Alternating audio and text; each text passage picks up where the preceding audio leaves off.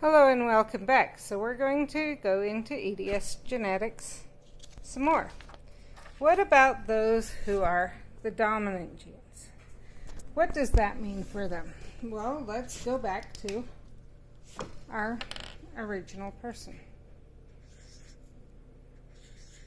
What do they have to have it? They only need to have one gene from any parent.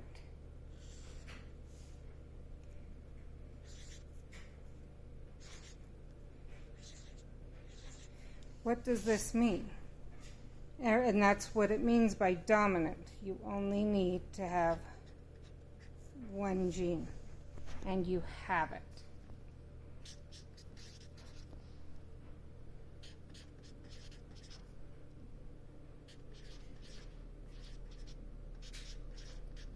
So what does that mean? How do you not have the disease or the issue? Well, you have to have both parents not have the gene at all. No parent can carry the gene. Or you have one parent carrying the gene and one parent that doesn't, and they both pass on to you the part that doesn't carry the gene. Or you have two parents that have it, and they both pass on the part that doesn't carry the gene. If any one of them pass on a part that carries a gene, now what about this case?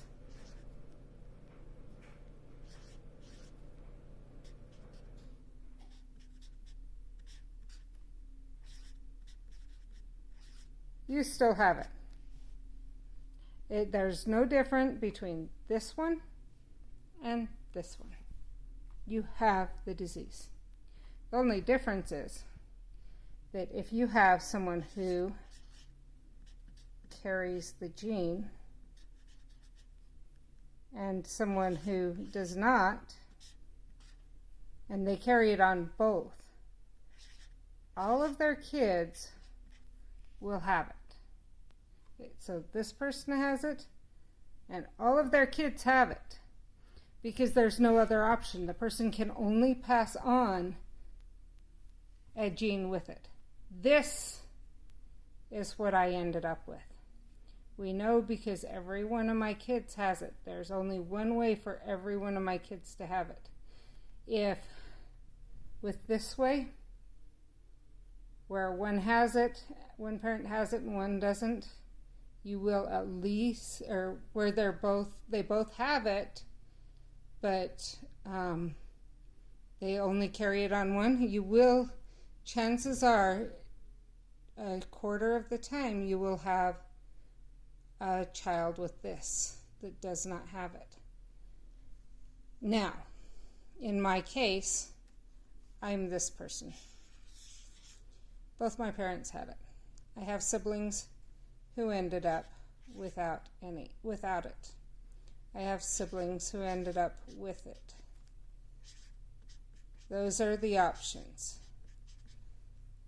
So that made it clear that both my parents have it. Especially then when all of my kids got it.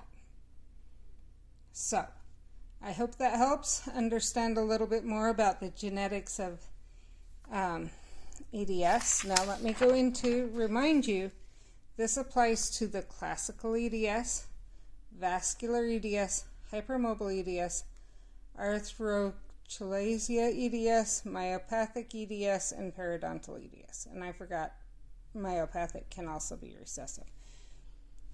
So that is part of it. I hope that helps explain more the genetics behind it.